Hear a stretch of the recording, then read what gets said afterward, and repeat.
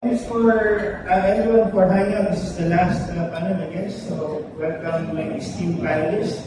Let's go right ahead.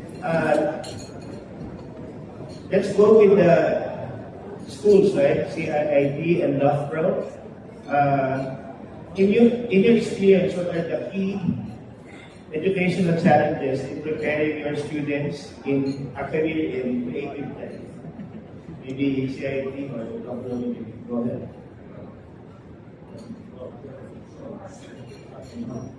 Alright, so good afternoon to everyone. My name is Sherwin. I am President of CIT College of Arts and Technology. Just for some context here, the college specializes in just two programs, which is primarily in digital arts and software development. So challenges, I tried to divide it in a couple of just buckets here. First up, because it is we utilize a lot of technology. Access to technology is always going to be an issue. There's always that entry barrier, especially in the Philippines. So for example, I recall this student back during the pandemic when classes were online. Her thesis output was a 3D render. And during the thesis defense, when I entered the room, I asked her, out of curiosity, how long did it take you to render this thing? She actually literally cried, and she said, I had my laptop on top of the refrigerator at home with a big paper written, "Do not touch." It took her 4 days. So, that's quite an interesting barrier there, right? But at the same time, besides the hardware, at least the software is getting easier to access. I recall in 2016, we had a landmark model with Adobe Canada when the school decided, could we shift a model where instead of buying software for computer laboratories in the school, back then I think it was around 120, could we instead buy software licenses for every single student so that, we get rid of all the problems of piracy, students having to, find their own cracked versions of the software, teachers teaching a different version versus what they're using at home. All of those disappeared. So I would say that's still a big challenge. On the other end, already a problem that we started facing during the pandemic was a lot of our company partners started giving us feedback that soft skills just went out the window.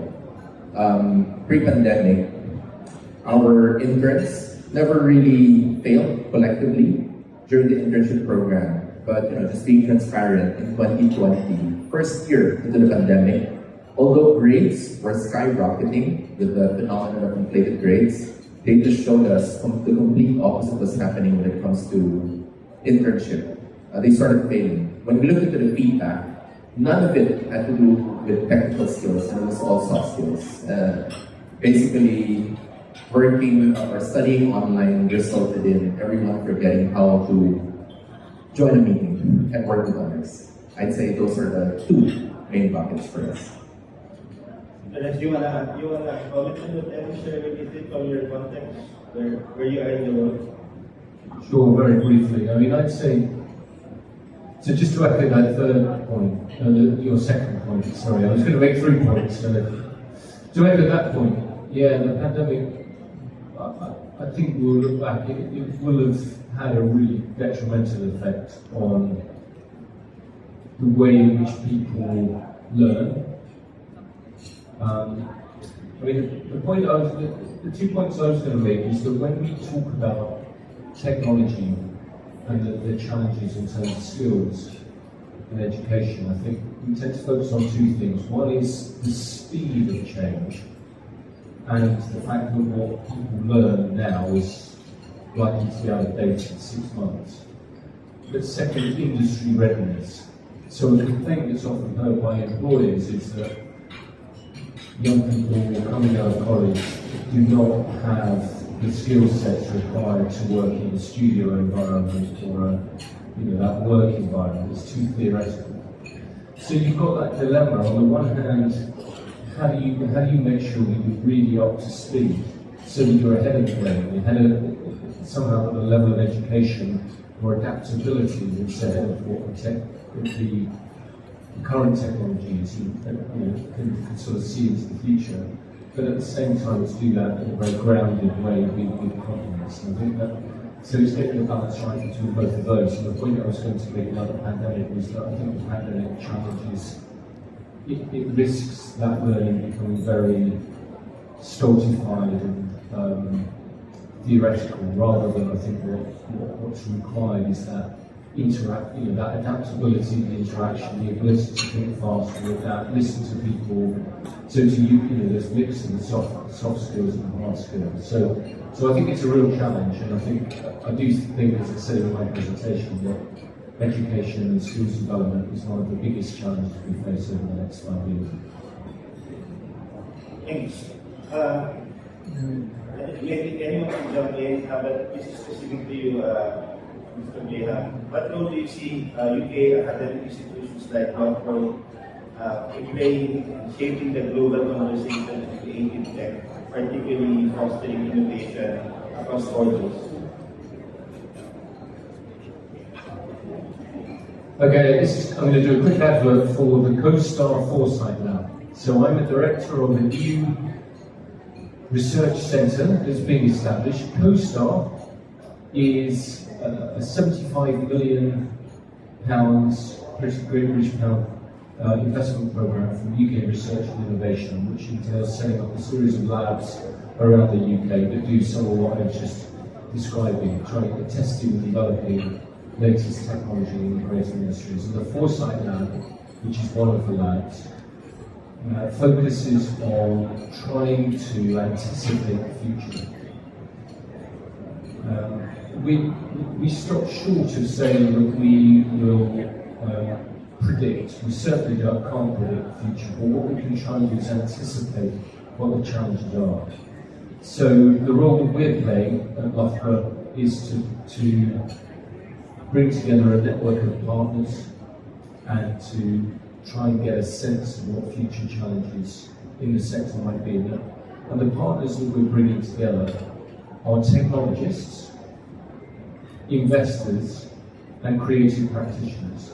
The technologists, because they're the engineers, they're actually using the technology, which might or might not have a real impact on the sector.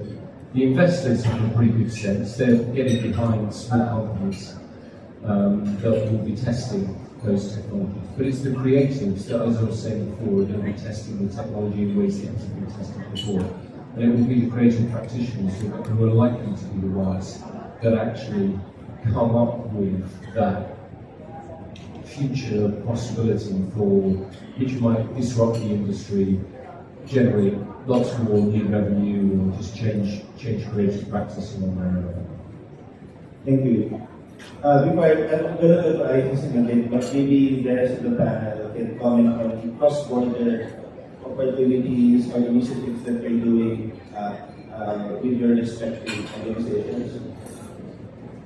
Yeah, from our perspective, we're in the field. We are trying to work out what we'll do with new technologies all the time, and we have just the background of producing content in the Hackney Wick area in London, which is one of the speakers about tomorrow. And that content production comes initially from a very analog place, which is newspapers, which is written content, but inevitably we have to work digital content, and all the tools that we're using are digital tools. We try and create employment opportunities for local young people. So when doing that, we feel a responsibility to be showing what realistically is going on in the world of information technology. But equally, we need to look at what we're doing ourselves. As Blair said, the rate of change is so fast that we are sort of living it week by week. And it's difficult when you come from a position where we're used to producing the things in a very traditional way. So we have to learn our feet whilst also provide opportunities for people to do the same. So I suppose the one leveler in the whole thing, whether it's from an education perspective or from outside of the field, is that everybody's learning at the same time. So I suppose what we can do is try and have a good vision Just trying to keep up amazing week by week. Do you feel the same, Sherwin? Yeah, By- especially with a school that's pretty much backed on technology. Again, there are already some improvements I feel that's being made. For software, at least, everything is almost SaaS these days. So at least once they release an update worldwide, that's pretty much it. You don't have to worry about logistics. But just technology itself, like AI just came out of nowhere, and then like, okay, how do we catch up? How do we utilize this thing, right? How do we expose students to this technology? Creative students are a little bit more hesitant with all the ethical issues, but yeah, it's a technology that's there. No choice but to face it head on. So yeah, it kind of feels tiring, but at the same time also exciting, just because I think technology is such a powerful equalizer. If you get what I mean, it's a strong equalizer, and the only limit to it is whether you have access to it or not. At least it doubles the playing field, and I feel like countries like the Philippines, third world country, developing country, could definitely gain more advantage with that. I feel like AI, if I have my wish list, all my students would get paid version of ChatGPT today. If I could do that. Okay.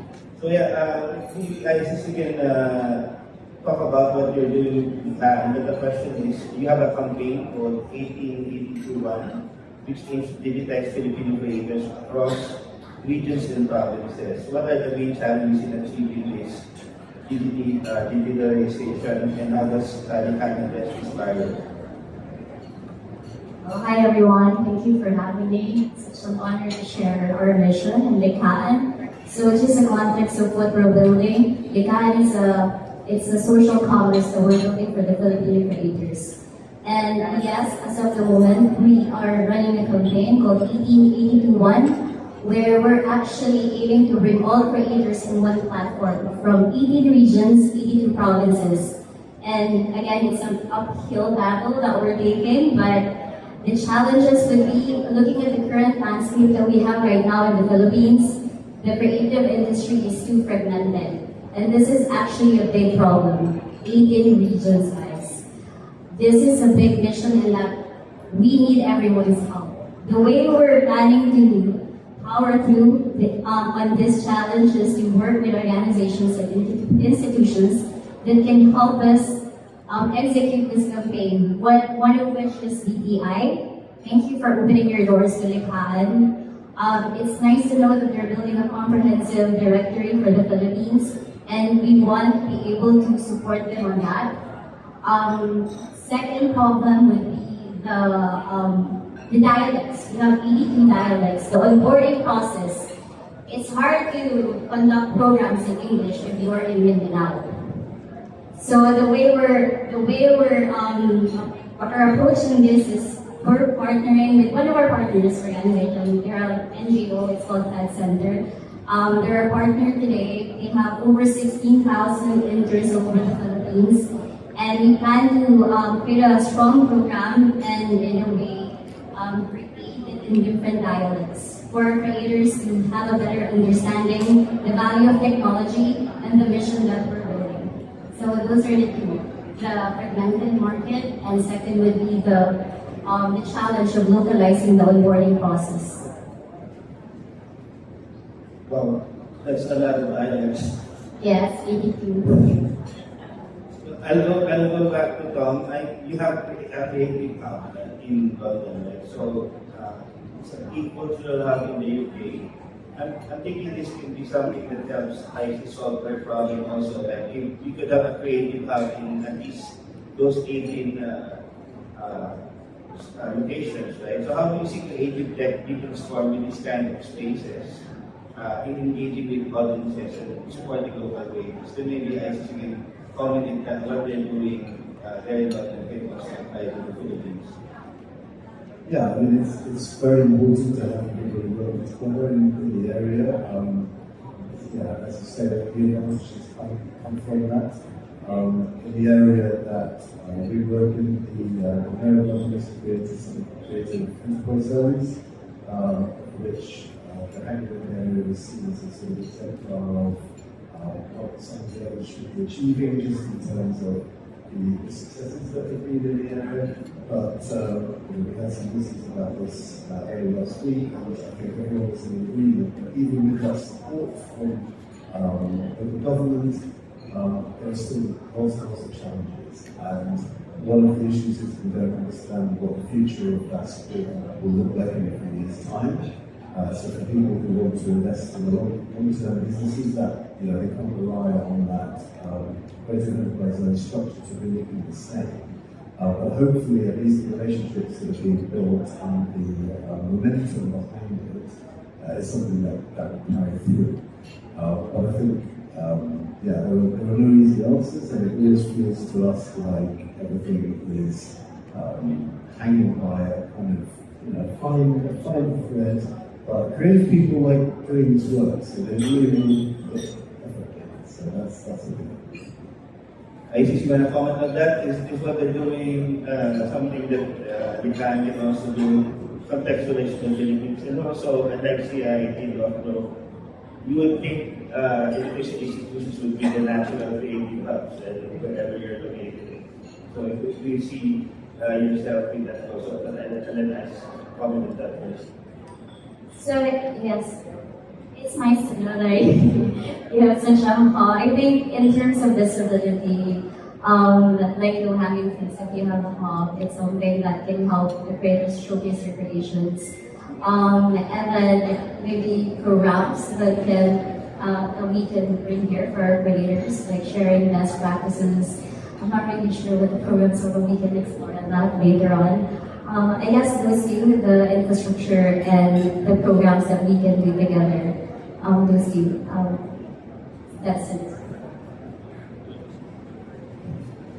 I just want to add one thing. It's a message really to the Department of Trade and Industry and others. Is that often there's a distinction made between global trade and the local. Whereas actually, I remember when we set up Creative London about 20 years ago, the USP, the unique selling proposition of London was its diversity. That's what we wanted to project. And it seems to me that the trick here would be to say it's that the 82 dialects, the 82 different cultural features and characteristics of the country that makes the Philippines such an exciting and vibrant place, not just for people here, but for visitors, and to build. Again, if I think about a project I ran a couple of years ago in India, one of the key aspects of the work that the Indian government are taking forward with their Creative Industries program is around geographical identification and IP. So trademarking different cultural goods, crafts goods, bits of clothing, whatever it might be, handicrafts and so on, that are coming out of the different regions, and using that diversity to promote this sense of a fantastically diverse and culturally differentiated and fascinating nation. And I think there's an opportunity to do that here. I think it's going to be a great way of getting to know cultures also when we do that and see more projects that we can do together. With LICA, and just to stress on, we're not just focusing on products, we're very creators focused where we share stories. So we're hoping that we just don't showcase our creations in the Philippines, but we also get to tell their stories. So that's one of the biggest mission that we have at the moment. So yeah, that's a big help. So to comment that within universities or CIIT be natural creative hubs in a way? Yeah, I was about to say that I was thinking after this talk, I'd probably reach out to the ICC. Because all the students congregate. I mean, if you're looking for where they congregate, it would be in the schools that offer that program that they are most passionate about. So schools would definitely be the natural place. So I want to comment I run Vinyl Hi-Fi. We're the only creative industry incubator in NCR, Metro Manila. So in the whole Philippines, there's about 5. UP Baguio, Bataan Peninsula State University. One of the guys was from there. I just talked to him. And then what's the other one? Mariano Marcos State University in Ilocos. Then it skips the Visayas. The next hub, so to speak, will be Philippine Women's College. So we define that because these are the only ones that have a banner program in the creative sector. So I just came from Mindanao. They just had their Tabao startup week, and there were about 20 Mindanao TBIs there. So I guess I'm thinking all those technology business incubators that are launched in the universities should learn a lesson or two from Tom here and UBICs and do a creative hub like what you're speaking, because that's the natural place for students and faculty to congregate. So maybe it's something you can look into. It's very new because the Creative Industry Act was really legislated. So it's only now that creative industries are being recognized as something that can be funded, I guess, and also they can turn it into a banner program, so to speak. But I guess with the encouragement of the people in this panel, that might be something they can actually work around with, so that there will be more creative hubs. Especially besides, there's no creative industry banner program for any of the universities or DIs in the Visayas. So that's something we can start with. We're trying to work with University of St. Lazaro to see if there's something that can be done. So just mentioning, I think the title of these are opportunities emerging from creative tech challenge, but sometimes the answer is just in front of us, right? It's not just a matter of stitching it together or introducing these institutions for one another. Yes, sir? Yeah, I just wanted to, so I said in my presentation earlier that universities can play a really important role as anchor institutions in an area, and I think that's true. The other thing they can do is act as convenience. They can bring different partners together. But a third thing I wanted to point out, that it's not just the technology bits within the university. What we found when we ran our Clusters program was that a company would come to the university because they said, we've got this bit of tech, or we want you to help us with this tech. And quite quickly the university was able to say, well, have you thought about the design, or have you so to pick up on Esme's point about design thinking, actually to bring designers in. Then quite soon psychologists were coming in as well, and other disciplines. And what universities have is, of course, this fantastic array of different disciplines that can be brought to bear around the tech. The tech isn't the answer. The tech is a tool, to Esme's point, and that we need the other skill sets which universities can bring to think about how that tech can be adapted to be useful. So an anchor, a convener, so what would that role be? How did transdisciplinary purveyor, I don't know what the word is, help me pack this. So what you say is that the university is a natural anchor for creative hubs, I guess. Then it's also a convener of all the different players. But then when you have specific, I guess, creative tech problems, issues, normally the university either have those specialists inside the university or they have relationships. So again, they're like a troubleshooter or something like that. So yeah, I'm saying this because I'm in a university, but sometimes those things are not obvious to us, right? So yeah. So you mentioned, I just mentioned about how the traditional art can be something of a differentiator. Also, I think we have mentioned that. So as cultural houses, back to you, Tom, focused on creativity and community, how does the WIC and the LOCO balance the integration of technology with maintaining the authenticity of the traditional art forms? Yeah, I mean, as I was saying, because we started out as a newspaper doing what we're doing, we find it it's very useful to keep the newspaper as a gateway to what we do digitally.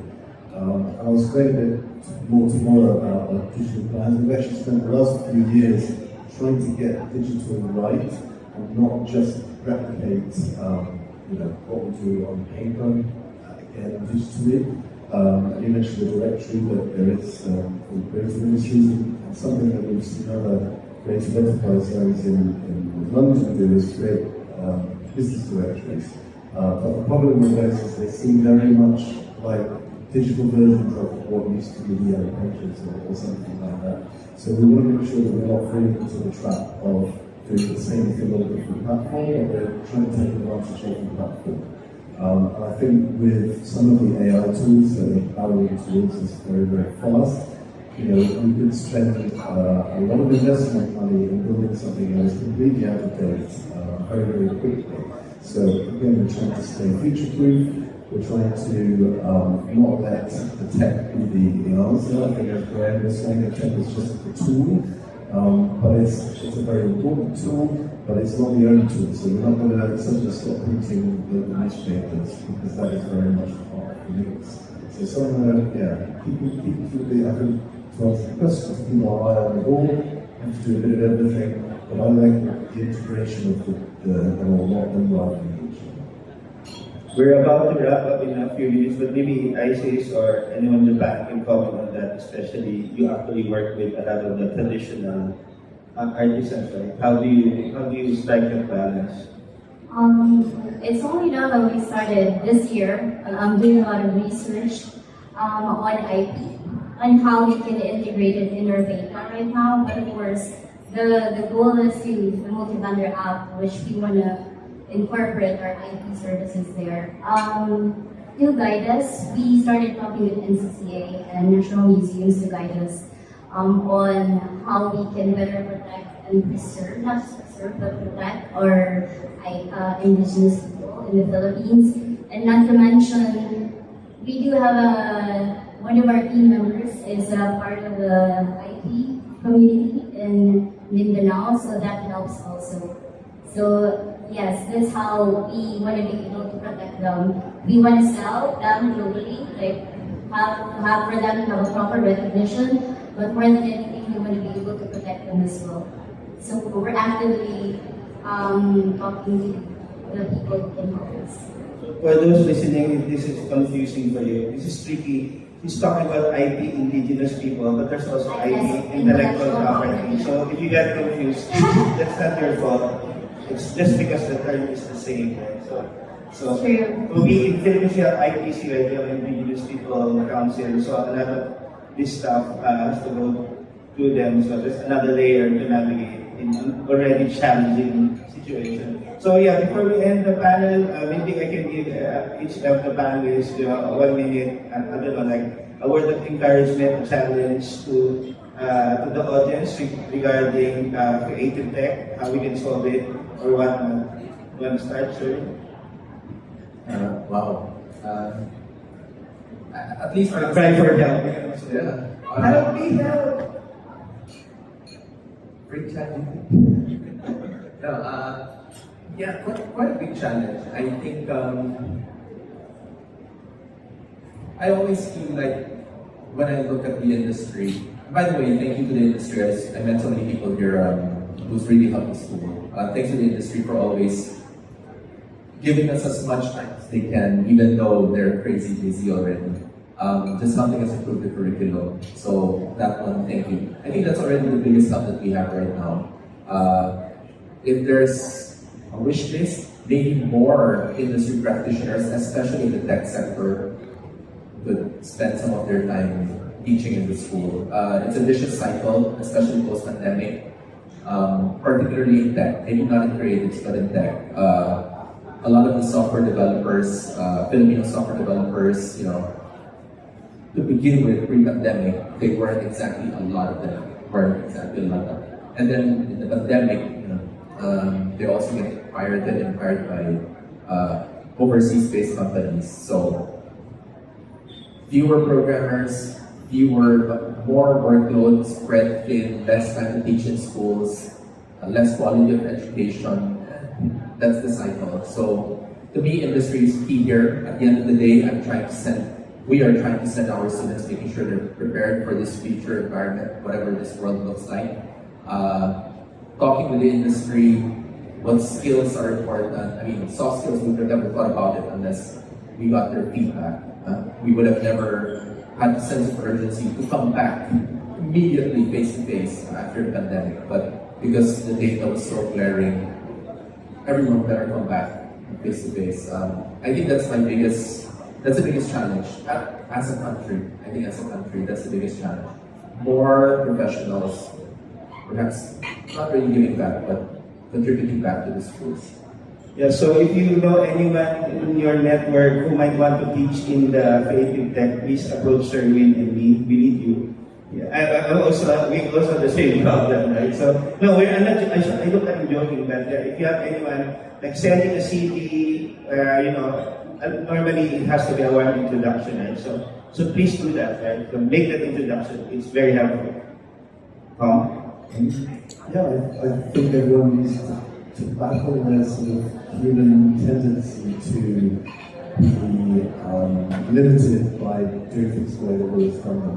You know, we all know that these pieces of technology are coming towards us, and it seems like quite a natural thing that because of the speed of everything, to eventually just switch off and just think, I can't deal with this.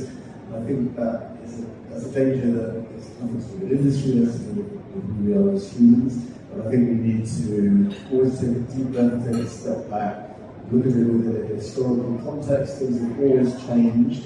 I think it's just the speed is different now, but therefore we need to adapt to that. And so I think we're just reminding ourselves that, change is not new, but the pace of change is new. Okay, what are we going to do about that? We must shut down, we must just... So take a deep breath, adapt, and embrace change. Okay, that's a good challenge. Thanks. I remain hopeful for our country. Like, I'm super in love with how the Filipinos are super extraordinary. I hope you do too. It's nice to see everyone gathered together in the space with one vision, of course, I assume elevating the creative industry in the Philippines. Likhaan's mission is very ambitious, and we can't do this alone. So I'm taking this space to encourage, or maybe if you want to offer to support our mission in bringing all our creators in the map. We're already in Web3. Blockchain is out. Our creators are not even in Web1. Most of our creators doesn't have emails in the provinces that we encounter. So yes, for our LG leaders, if we can connect, we'd love to really reach out and connect with you to be able for us to help our IP, our artisans, our creators in your communities, in your provinces. So yeah, it's about time that we bring out their stories, the real creators in the Philippines. Let's